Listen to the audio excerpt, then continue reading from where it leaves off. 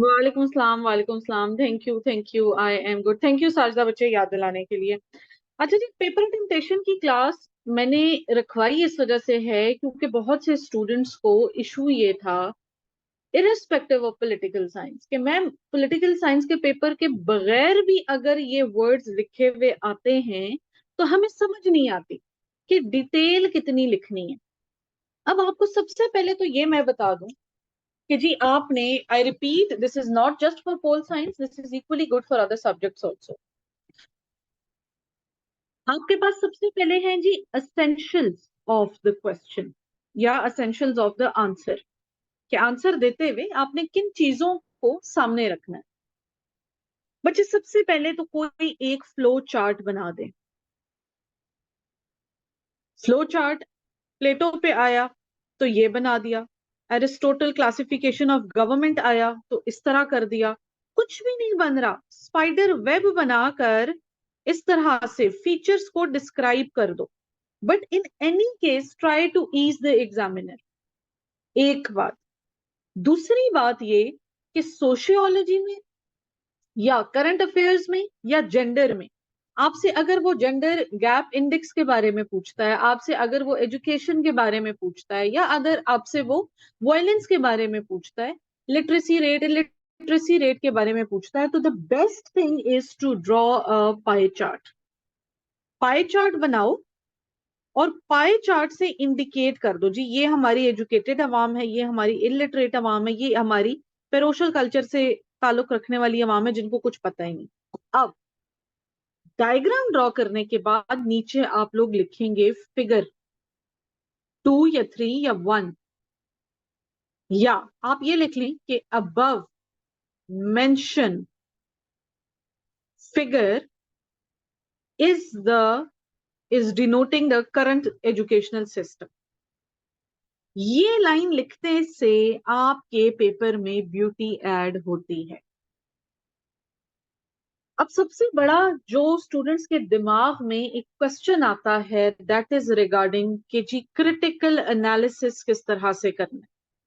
Critical analysis को बहुत से बच्चे ये समझते हैं कि जी इस पर सिर्फ हमने क्या करने हैं, हमने नेगेटिव क्रिटिक ही करनी है, मतलब हमने किसी चीज को क्रिटिसाइज करना है। बिल्कुल नहीं। क्रिटिकल एनालिसिस में आप both positive side of the story, negative side of the story दोनों बताते हो, और एंड पर हमेशा फ्यूचरिस्टिक अप्रोच जब बताओगे तो वो होपफुल लाइंस में बताओगे। ये नहीं लिख के आ जाना क्या बनेगा पाकिस्तान का, कुछ समझ नहीं आ रही, नहीं। क्रिटिकल एनालिसिस में आप सीएसएस का पेपर देने जा रहे हैं, आप पीएमएस का पेपर देंगे, द एग्जामिनर वुड एक्सपेक्ट कि आप उसको क्रिटिकल एनालिसिस ऐसा दो जिसमें आपकी भी फ्यूचरिस्टिक अप्रोच शामिल हो और होपफुल लाइंस पर आपने उसको खत्म करना है। Critical analysis is not summary. Critical analysis is not just anything कि आप किसी चीज को श्रिंक करके लिख दो। श्रिंक करके लिखने के लिए what you do, you right conclusion. अब कंक्लूजन में you will not right anything new. इसमें आपने ये गलती नहीं करनी, बहुत से बच्चे ये ब्लंडर कर ले। कंक्लूजन में कोई नई चीज नहीं लिखनी, लिखनी है तो पहले मेन बॉडी में लिखो, अदरवाइज नहीं। To add more beauty to your paper, you can add maps.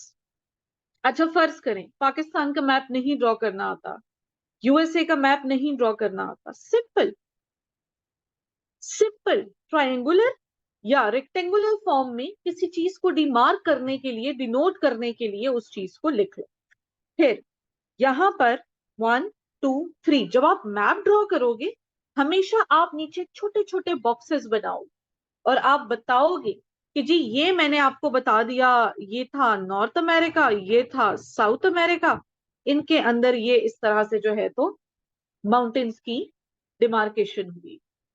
तो ये आपने लाजमी, अगर आप कोई मैप ड्रॉ कर रहे हो किसी भी सब्जेक्ट के लिए, पॉलिटिकल साइंस के अलावा किसी भी सब्जेक्ट के लिए कर रहे हो, तो ये आपने लाजमी बनाना। अच्छा बच्चे, अब एक बहुत इंपॉर्टेंट चीज, मैंने जब आपको क्रिटिकल एनालिसिस की बात कही है ना, तो इट मीन्स कि आप अपना उसमें क्या दोगे, आप उसमें अपना स्टांस दोगे। ठीक है। लेकिन स्टांस, हवाई बातें नहीं करनी, हवाई बमबारी नहीं करनी। आपने लिखना है अपना ऐसा स्टांस जो सपोर्ट करे आपके आर्ग्यूमेंट को। और आर्ग्यूमेंट को कौन सी चीज सपोर्ट करती है? जब आपके पास फैक्ट्स हो, फिगर्स हो, नहीं है कोई एग्जाम्पल हो, ये भी नहीं है कोई कोटेशन हो, कोई मीडिया रिपोर्ट हो। अच्छा, सोर्स नहीं पता, ना इसकी ना इसकी ना इसकी ना इसकी, कोई मसला नहीं, लिख के आ जाओ। At least you will add something to your paper. Source नहीं पता, गलत नहीं लिखनी, छोड़ के आ जाओ। लेकिन फैक्ट पता है, फिगर पता है, लाजमी लिखो। एक और बहुत बड़ा ब्लंडर, बहुत से बच्चों को यह लगता है कि अगर हम फैक्ट्स गलत लिखकर आ जाएंगे, और बहुत से बच्चे ये क्लेम भी करते हैं कि कोई फर्क नहीं पड़ता, मैंने तो ये इतना था इलिटरेसी रेट, मैंने इतना लिख दिया तो मेरे तो नंबर नहीं कटे। आपको क्या पता नंबर नहीं कटे? मेरे एनालिसिस के मुताबिक, मेरे over the last 7 to 8 years के एनालिसिस के मुताबिक, एग्जामिनर जब पेपर सेट हो जाता है ना, और उसको जब चेकिंग के पास जाता है, तो वो अपना एक क्राइटेरिया बना लेता है। जैसे मैं बनाती हूँ, मैंने मॉक सेट किया, मैं उस मॉक में बच्चे से क्या एक्सपेक्ट कर रही हूँ वो मैंने अपने जहन में बना लिया। अब उससे रिलेटेड जितने फैक्ट्स होंगे, फिगर्स होंगे, एग्जाम्पल्स होंगी, कोटेशंस होंगी, वो सारे मेरे जहन में होंगी। आपने अगर यहां डंडी मारने की कोशिश की तो it will be a blunder on your part. Exact fact लिखकर आना है, नहीं आता तो छोड़ दें, गलत नहीं लिखना। पॉलिटिकल साइंस में सबसे बड़ा ब्लंडर, डेट ऑफ बर्थ।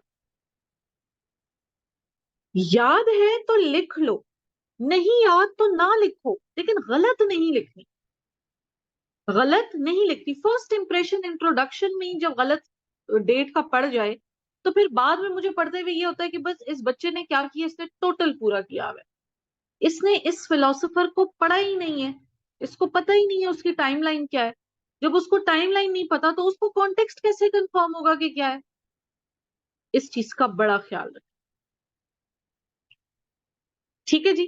अच्छा, मुझसे बच्चे सवाल ये करते हैं, मैम हम स्टांस क्या रखें? आसान अल्फाज में, आप अपना जहन इस्तेमाल नहीं करेंगे, आप अपने अंदर की frustration over a specific institution नहीं बाहर निकालेंगे। आप अपने पीयर ग्रुप्स में, अपने कैफेज में, अपने दोस्तों के साथ बथेरी क्रिटिसिज्म करें, किसी भी जगह पर, किसी भी एक इदारे पर, कोई हर्ज नहीं है। सीएसएस के पेपर में आपका स्टांस वो होगा जो आपकी गवर्नमेंट का स्टांस होगा। और गवर्नमेंट का स्टांस मतलब ये कि आप एक डिप्लोमेटिक तरीके से पेपर हल करके आओगे। याद रहे कि जिस गवर्नमेंट ऑफ पाकिस्तान को आप अपना पेपर दे रहे हो, उसी के आप सीएसपी बनो। ठीक है जी। दाऊद, मुझे समझ नहीं है आपके सवाल की, मैं आप लोगों के क्वेश्चंस लेती हूँ, पहले प्लीज मुझे एक्सप्लेन करने दें। तो आपने स्टांस कौन सा देना है? जो गवर्नमेंट का स्टांस है। अच्छा मैम, गवर्नमेंट का स्टांस कहाँ से पता चलेगा हमें? हम तो अपना जब करंट अफेयर्स का या पाकिस्तान अफेयर्स का एनालिसिस करते हैं, या पोल साइंस पेपर 2 में भी वो आपसे पूछ चुका है कि फॉरेन पॉलिसी पाकिस्तान को अपनी किस तरह से रखनी चाहिए under the current circumstances of the Russia Ukraine war. तो अब उसमें जो गवर्नमेंट का स्टांस है, that you can find in Hilal magazine. और प्रेस रिव्यूज आते हैं, वो जॉब होल्डर्स जो रोज के रोज न्यूज़पेपर नहीं पढ़ सकते, वो प्रेस रिव्यूज का एक ले लें मैगजीन, और उसको मंथली, उसमें जो इंपॉर्टेंट टॉपिक्स हैं उनको पढ़ लें। उसमें सब कुछ होता है, उसमें सारे जितने भी बड़े तज्जियाकार होते हैं उनका भी एनालिसिस शामिल होता है, आपकी गवर्नमेंट का भी स्टांस शामिल होता है। नहीं है तो हिलाल की बुक, वो भी नहीं है तो सर एहतशाम के lectures are the best, they are the best. Sir Ehtesham के जो लेक्चर्स होते हैं करंट अफेयर्स के, पाक अफेयर्स के, उसका जो एनालिसिस होता है वो फिर rest of the students, rest of the academy से बड़ा डिफरेंट होता है। ठीक है जी। हाँ, डॉन की भी ठीक है, न्यूज़पेपर तो है ना, अगर न्यूज़पेपर पढ़ सकते हो तो then it's fine, if not तो then I am telling you कि आपने क्या क्या करना। यहां तक स्क्रीनशॉट डन करें जी साजदा, जल्दी से। अच्छा, just go behind one newspaper please. Dawn पढ़े हो बस, फिर डॉन ही पढ़ो, बाकी न्यूज़पेपर्स पे ना मारो हाथ।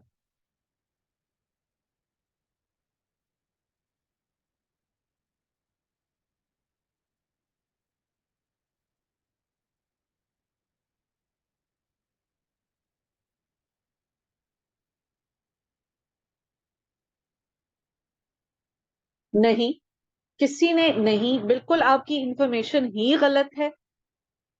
ठीक है, आपने क्या करना है, आपने देखें, अच्छा मैं ये एक्सप्लेन मुझे करने दें, फिर मैं आपकी इस क्यूरी को एड्रेस करती हूँ। देखें, this is why I wanted to structure this class, because आप लोगों के जहनों में ये जो भर दिए हैं ना डिफरेंट सोर्सेज ने, कि आपने यूं करके लिखना है तो नंबर आएंगे, आपने यूं करके लिखना है तो नंबर आएंगे, नंबर इसी तरह से आएंगे जिस तरह से मैं बता रही हूँ।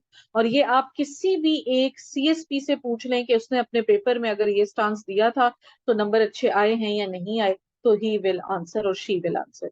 अच्छा जी, नेक्स्ट जो चीज है वो ये है कि अगर एग्जामिनर आपको लिख कर देता है कि एक्सप्लेन, तो आप क्या लिखोगे, आप कितनी डिटेल लिखोगे? Simply explain. मैं आपको बताती हूँ रेहान, बताती हूँ बच्चे। अब एक्सप्लेन में उसने आपको ये कहा है कि जी मुझे हिस्ट्री बताओ, ये प्री रिक्विजिट है इस लफ्ज का, इसलिए इसको आपने रजिस्टर के एंड पे हर मॉक अटेम्प्ट करने से पहले देखना है। हिस्टोरिकल बैकग्राउंड बताने के बाद इंट्रो दे दो। इंट्रो कैसे होगा? इंट्रो 7 to 8 लाइंस का होगा, जिसमें आपका कंप्लीट आंसर का एक आप कह दें कि निचोड़ होगा। फिर आप इंट्रो के बाद स्टोरी लाइक अपनी थ्योरी को एक्सप्लेन करना स्टार्ट कर दोगे, कॉन्टेक्स्ट लिखोगे, करंट ऑफ द एज हो गया या थ्योरी इटसेल्फ लिखोगे। अब बेसिक मेन हेडिंग्स ब्लैक से दोगे, और फिर जो सब हेडिंग्स हैं वो आप ब्लू से दोगे। Basic main headings 1 2 3 numerical forms में आएंगी, और जो आपकी सब हेडिंग्स हैं वो आपकी एल्जेब्रिक फॉर्म्स में आएंगी।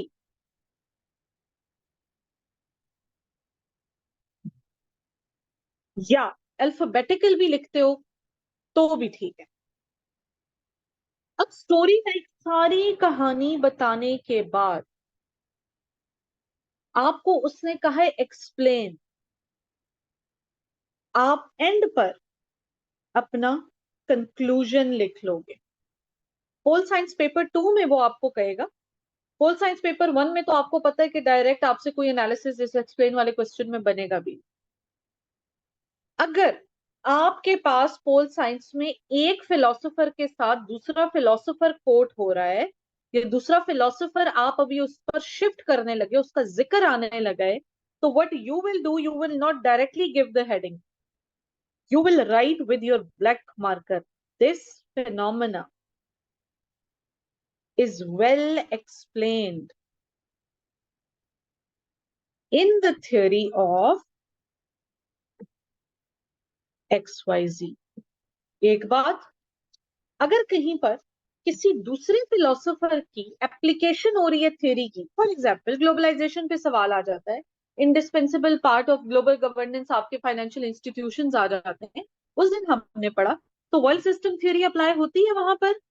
तो एप्लीकेशन ऑफ थ्योरी के लिए आप कौन क्या करोगे? आप कहोगे दिस होल, ये बातें लिख लें, this whole explanation is projected towards the theory of, या this phenomena is applicable with relevance, यहां लिख रहे हैं, to the theory of XYZ। बच्चे, इन 3 तरह से आप दूसरे फिलोसोफर को कोट करोगे, दूसरी थ्योरी को अप्लाई करोगे, इनके बगैर नहीं करना। एग्जामिनर को बताना है कि जी हमने नहीं नहीं नहीं, कोई आउटलाइन नहीं, ये तो मैं हेडिंग बता रही हूँ। डायरेक्ट हेडिंग्स जब लिखोगे तो इस तरह से लिखोगे बच्चे। ये तो नोट करो कि आपको किस किस तरह से सवाल को लेकर चलना है। मैं उस पर भी आती हूँ, मुझे थोड़ा सा टाइम दे, पहले मुझे मेरा लेक्चर डिलीवर करने दें।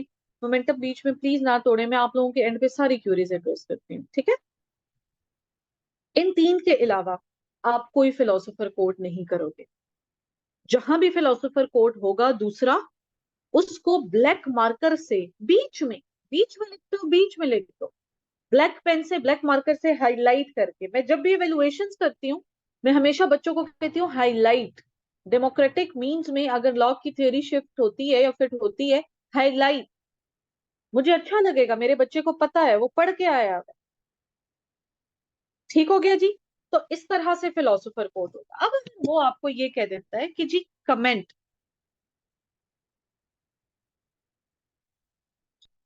अब कमेंट पे उसने आपको ये कह दिया है कि जी अब तुम अपनी राय दो। अपनी राय देने के लिए सबसे पहले इंट्रोडक्शन, सेम 7 to 8 लाइंस, जो भी आगे बताना चाह रहे हो। हिस्टोरिकल बैकग्राउंड लिख लेते हो तो इट विल एड स्टार्स। नहीं लिखते, कोई हर्ज नहीं है, कोई हर्ज नहीं है। अब कमेंट में बच्चे वो आपसे ये पूछ रहा है कि अब आपकी राय क्या है, मतलब कि क्रिटिकल एनालिसिस मस्ट हो गया है। क्रिटिकल एनालिसिस मस्ट हो गया है। कमेंट में अब लाजमी क्रिटिकल एनालिसिस आएगा। मेन बॉडी लिखी, तमाम हेडिंग्स लिखी, रेलेवेंसेस कोट करके, अब क्रिटिकल एनालिसिस आप मस्ट लिखो। और एंड पर फिर अगर आपके पास टाइम है तो आप कंक्लूजन लिख लो। But critical analysis is a must. ठीक हो गया जी। इसके बाद एक बहुत बड़ी कंफ्यूजन। अच्छा, अब क्रिटिकल एनालिसिस हमने जितने किए थे, प्राइम मिनिस्टर प्रेसिडेंट के कर लिए थे, उसके बाद हम लोगों ने हॉब्स लॉ क्रूसियो का भी कर लिया था, उसके बाद हम लोगों ने आई बिलीव कॉन्स्टिट्यूशन का भी मैंने आप लोगों को करके बता दिया था कि किस तरह से लेकर चलना है। उसी से रिलेटेड एक और बात अभी मैं आप लोगों को बता रही हूँ कि अगर आपके पास लिखा होता है कंपेयर एंड कंट्रास्ट, दोनों एक सवाल में आ गए, तो कंपेयर का मतलब ये है बच्चे कि इसमें आप सिमिलैरिटीज भी बताओगे और आप इसमें डिफरेंसेस भी बताओगे। उसने आपको सिमिलैरिटीज और डिफरेंसेस दोनों पूछी हैं। जबकि कंट्रास्ट में वो सिर्फ आपसे ये कहता है कि जी मुझे डिससिमिलैरिटीज बतानी है। और अगर कंपेयर एंड कंट्रास्ट आ जाता है तो ऑब्वियसली दोनों की सेम चीजें अलग चीजें लिखकर, जैसे हमने प्राइम मिनिस्टर और प्रेसिडेंट का सवाल हल किया था, जैसे हमने कॉन्स्टिट्यूशन का सवाल हल किया था, और कौन सा हल किया था हमने जिसका हमने comparison, oh yes, Hobbes, Locke, Rousseau का हमने किया था। इनके एंड पे मैंने दिया था ना, क्रिटिकल एनालिसिस भी बताया था आप लोगों को कि किस तरह से लिखोगे। तो कंपेयर एंड कंट्रास्ट में जो क्रिटिकल एनालिसिस आएगा, उस क्रिटिकल एनालिसिस के पॉइंट्स मेक श्योर करें कि ऊपर मेंशन्ड हों। मैंने आप लोगों को इसीलिए पहले नोट करवाए थे, फिर नंबर्स लिखवाए थे ग्रीन पेन से, कि अब क्रिटिकल एनालिसिस में वो चीजें ऑलरेडी कोट हुई नहीं है, अब नीचे सिर्फ उसकी अंग्रेजी बदल कर लिखी। समझ आ रही है बात की? तो अगर कंपेयर एंड कंट्रास्ट लिखा हुआ आएगा तो हम सिमिलैरिटी और डिससिमिलैरिटीज दोनों बताएंगे। अच्छा, अब अगर वो आपसे पूछ लेता है जी डिस्कस, डिस्कस एक दरिया है, लिख लें, डिस्कस एक दरिया है। दरिया से मुराद ये है कि अब वो आपको तमाम एस्पेक्ट्स पर लिखने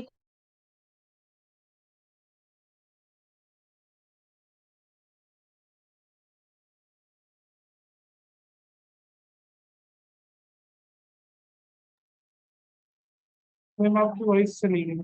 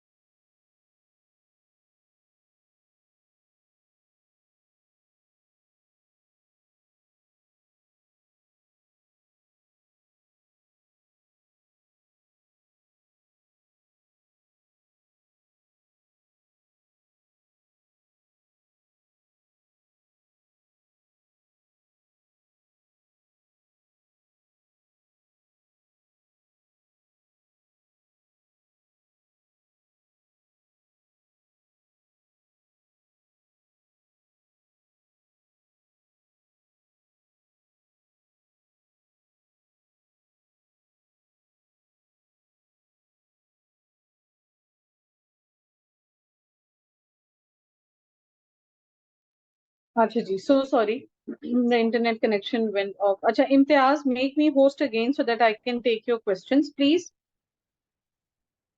अच्छा, आवाज इसलिए नहीं आ रही थी क्योंकि मैं बोल नहीं रही थी। अब हमारे पास अब आवाज क्लियर है सबको?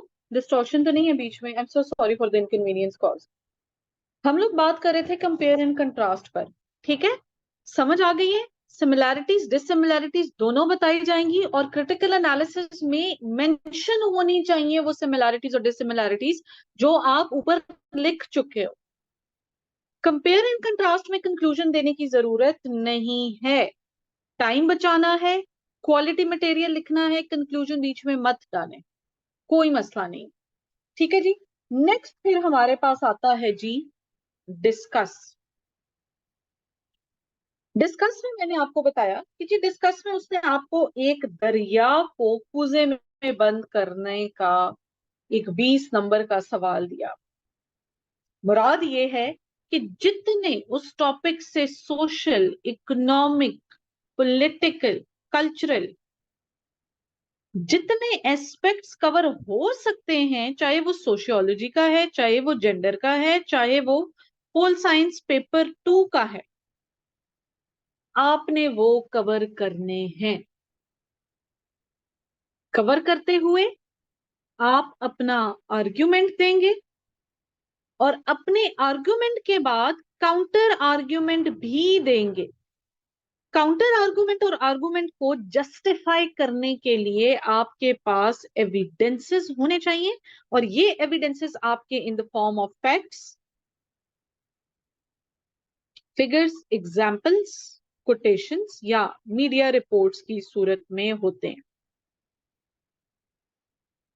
मेरे हिसाब से सीएसएस के बच्चे के पास ये एक 6 से 7 टॉपिक्स हैं मेन, आपके वही चल रहे होते हैं। आपकी इकोनॉमी है, आपकी एजुकेशन है, आपकी पॉवर्टी है, आपकी एम्प्लॉयमेंट और अनएम्प्लॉयमेंट है, आपका जेंडर है, इन तमाम चीजों को, आपका आईटी है, इन तमाम चीजों के ना फैक्ट्स निकाल कर 3 महीने पहले पेपर से नोट डाउन कर लो।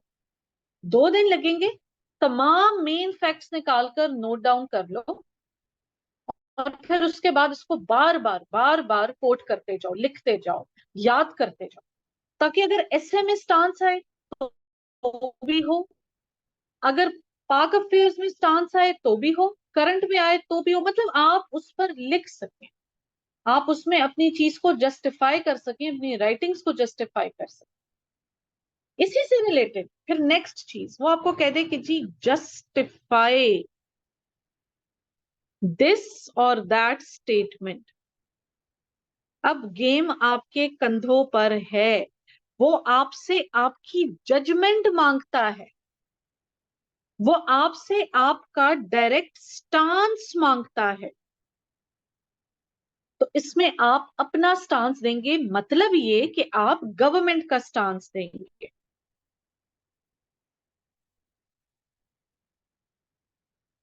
ठीक हो गया? गवर्नमेंट का स्टांस देने के बाद वही कन्विंसिंग डाटा जो हम पीछे याद करते आए हैं वो कोट हो जाएगा। आपकी साइड जस्टिफाइड होगी with the help of convincing data और अदर साइड भी जस्टिफाइड होगी with the help of convincing data. लेकिन एंड में जब आप क्रिटिकल एनालिसिस दोगे तो आप सिर्फ अपनी साइड को कोट करोगे और होपफुल लाइंस में आपने इस क्रिटिकल एनालिसिस को एंड करना है, क्योंकि अब वो जस्टिफाई का सवाल देकर आपको एक कटघरे में खड़ा कर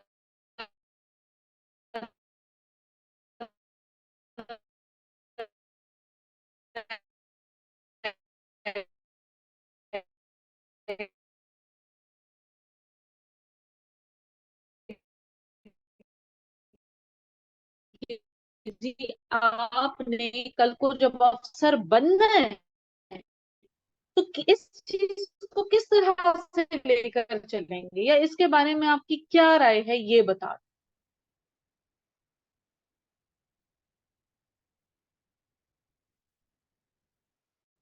अब अगर इस तरह के सवाल या इस तरह की लाइंस लिखी हुई आएंगी तो आई होप आप लोग घबराएंगे नहीं।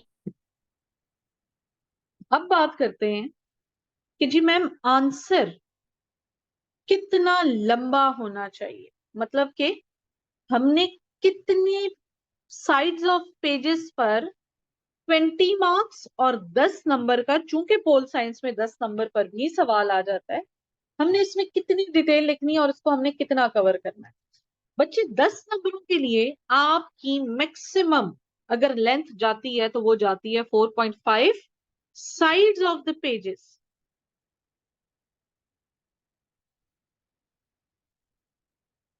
2.5 पेज, तकरीबन 2.5 पेज, और 4.5 साइड्स, इसमें इंक्लूडेड है आपका फ्लो चार्ट भी।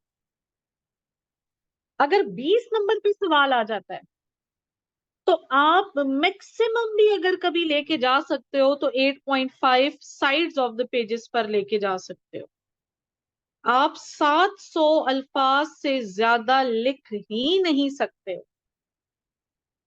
सबसे बड़ा ब्लंडर कि आप अपना टाइम सेट नहीं करते। आपने 38 मिनट में अपना सवाल एंड करना है, हर सूरत एंड करना है। मेरे पास जब मॉक्स आते हैं, बच्चों का एक बहुत बड़ा ब्लंडर बताती हूँ। बहुत काबिल बच्चे होते हैं, सोशल साइंसेस के होते हैं, बड़ी ग्रिप होती है उनकी। सवाल नंबर 1 10 पेज, सवाल नंबर 2 आया 8 पेज, सवाल नंबर 3 आया 6 पेज, सवाल नंबर 4 पेज। मैम टाइम खत्म हो गया था। टाइम खत्म हो गया, मैंने इस पे तो आपको दे देने हैं 12 नंबर, मैं इस पर भी शायद आपको 10 दे दूं। मैं इस पर आपको 8 से ज्यादा और इस पे आपको 6 से ज्यादा नंबर नहीं दे सकती। मेरी रिक्वायरमेंट सब्जेक्टिव पार्ट में आपसे ये है कि आप 4 के 4 क्वेश्चंस को एक जितना डील करो और एक जैसी लेंथ दो।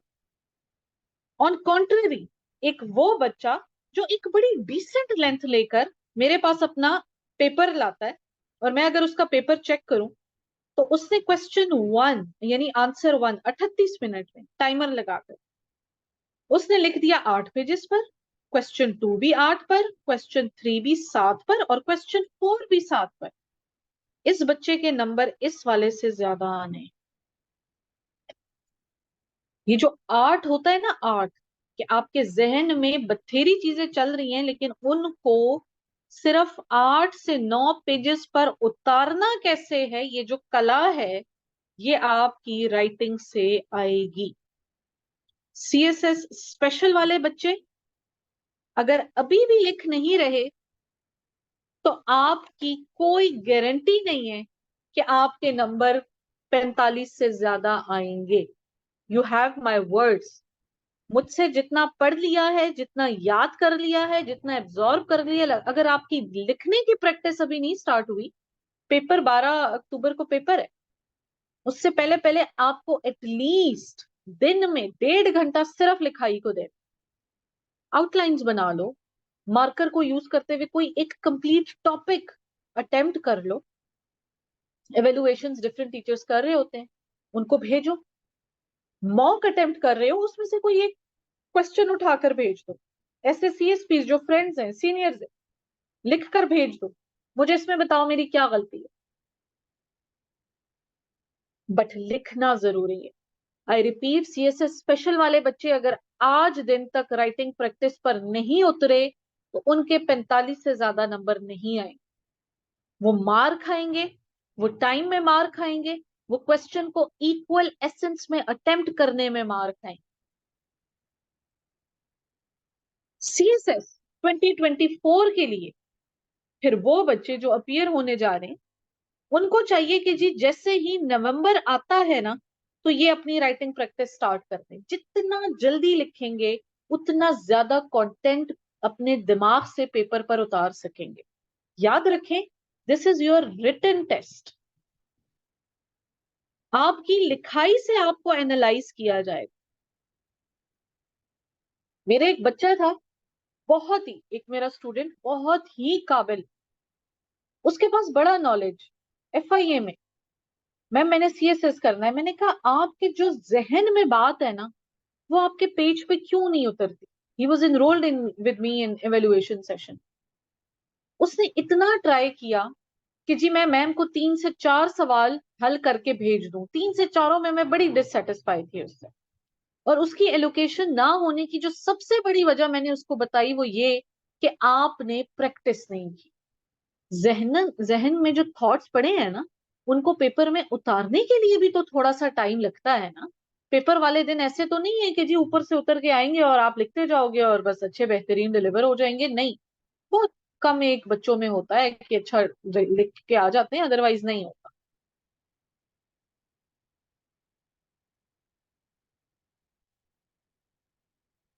तो ये चीज आप लोगों ने बिल्कुल अपने साथ गिरा बांध लेनी है कि मैं CSS की तैयारी करने जा रहा हूं या जा रही हूँ। I have to make sure कि जी मेरे 70 नंबर कम से कम पोल साइंस 1 पोल साइंस 2 में आए, और आए हैं बच्चों के। मेरे एक स्टूडेंट ने पोल साइंस 2 में 79 नंबर भी लिए हुए। वजह क्या थी? Rigorous practices. और जब आप रिगरस प्रैक्टिस करते हो, आप खुद को खुद ही एनालाइज करना स्टार्ट कर लेते हो। यहाँ पर तो मैं ये भी कोड कर सकती थी, यहाँ पर तो मैं ये भी कोड कर सकती थी, चलो नेक्स्ट क्वेश्चन में मैं यहाँ पर ये कोड करती। मजा आता है फिर आपको। ठीक है ना? तो इस चीज को अपनी आपने स्ट्रेंथ बनानी है, इस चीज को आपने अपनी कमजोरी नहीं बनानी। Raheel, for MCQs the best source is sparkmcqs.com। ये जो लोग कहते हैं ना कंपाइल्ड MCQs पड़े हुए हैं, तो मैं 1000 दे दूं या मैं 2000 दे दूं, वो सारे यहां से कॉपी पेस्टेड होते हैं। स्पार्क MCQs खोलें, पास्ट पेपर के भी उसमें मिल जाएंगे, हल करते जाएं फारिग टाइम में बैठकर। एक दिन एक सब्जेक्ट, दूसरे दिन दूसरा, तीसरे दिन तीसरा, इस तरह लेकर चलते जाएं।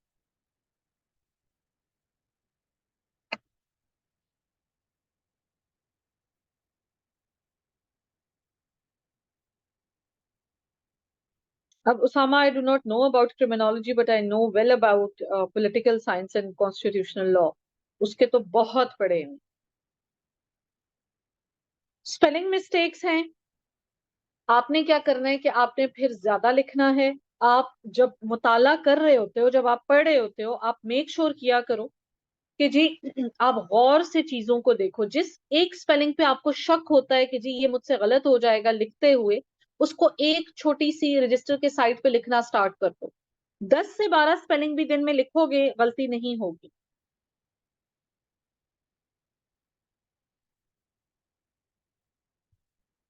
Minimum length of answer should be 7.5 pages,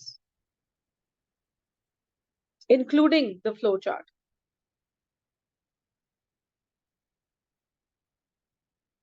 Aslam, platonic theory of justice की हमने हेडिंग्स, फीचर्स जो हमने देखे थे, सबसे पहले तो इंट्रो आ गया, फिर उसका आपके पास कॉन्टेक्स्ट आएगा, फिर उसके बाद आपकी थ्योरी आ जाएगी। उसमें जो है तो आप उसकी थोड़ी सी एजुकेशनल स्कीम बता दोगे।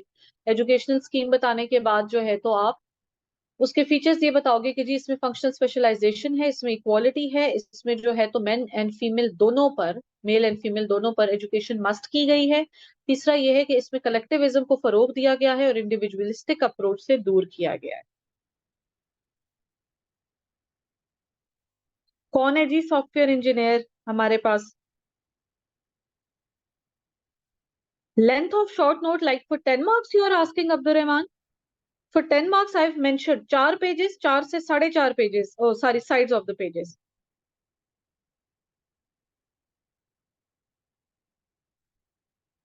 नहीं, outline before questions I don't recommend it, wastage of time. वो अल्टीमेटली आप फिर भी हेडिंग्स दे रहे होते हो। मैं पहले आउटलाइंस को जो है तो नहीं करती हूँ ज्यादा मैम। प्रमोट। मैं कहती हूँ नहीं, आप साथ साथ लिखो। हाँ जी, माइक तो ऑफ मैम करेंगे, जैसे आप कमेंट्स में लिख के आप बोल सकते हैं जो भी बोलना है। Mics are not allowed. मैं सबके कमेंट्स का दे रही हूँ आंसर बच्चे। ठीक है वाजिब? Outlines in the subjective part I don't recommend. Time है लिख सकते हो, ठीक है, नहीं है तो फिर बाद में देख।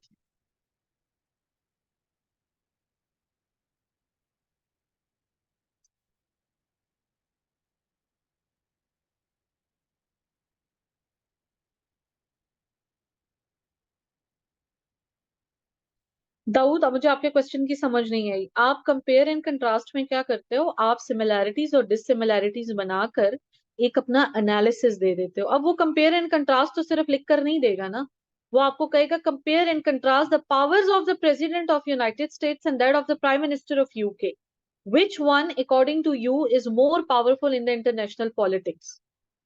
ठीक है, तो अब आपने जस्टिफाई करना है उसकी डिसिमिलैरिटीज को भी, सिमिलैरिटीज को भी, और क्रिटिकल एनालिसिस में आपने ये बता देना है कि किसकी पावर ज्यादा है और कौन ज्यादा स्ट्रांग है।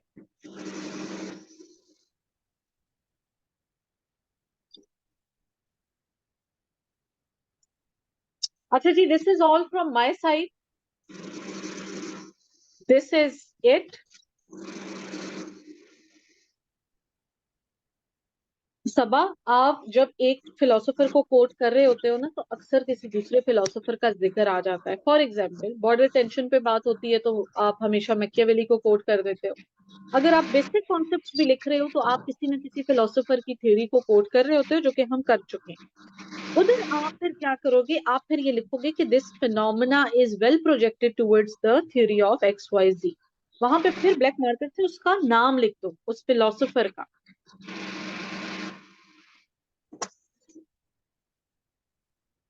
शेर खान, बस अब ये तो कर लेना आप खुद। मैं आपको लास्ट स्लाइड बता देती हूँ कौन सी है।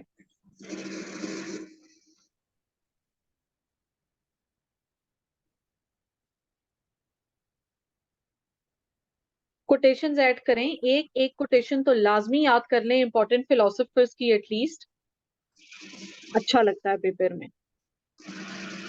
हाँ जी, उसका नाम मेंशन करना होगा। सबा सही समझी हैं आप। मैं आउटलाइन बिफोर द आंसर जो है तो नहीं रिकमेंड करती हूँ। टाइम अगर है तो कर लें, नहीं है तो आप वैसे भी हेडिंग दे रहे होते हो। Black heading, main heading black से आएगी, और जो आपकी सब हेडिंग है वो ब्लू से आएगी। कोई ग्रीन मार्कर यूज नहीं करना, ठीक है जी? कोई ग्रीन मार्कर यूज नहीं करना। I repeat, only black pen, blue pen, black marker, blue marker, that is it. You should beautify your paper with the help of this. हाँ, अगर आपने कोई फ्लो चार्ट ड्रॉ करना है तो वो डार्क लेड पेंसिल होती है, आप उससे ड्रॉ कर सकते हो, बाकी नहीं। Yes, you can. If the surplus value fits there, Mumtaz, in your current affairs, you can. Importance of current comparative analysis, it's immense, Rehan, क्योंकि वो आपसे एक्सपेक्ट ही ये कर रहा है कि जी कंपैरिजन करने के बाद एनालिसिस करके किसी एक पार्टी का साइड लेकर बताएं। हमने कंपैरेटिव एनालिसिस ऑफ कॉन्स्टिट्यूशन किया, हमने जस्टिफाई किया क्यों 1973 का कॉन्स्टिट्यूशन बेस्ट है। ठीक हो गया जी?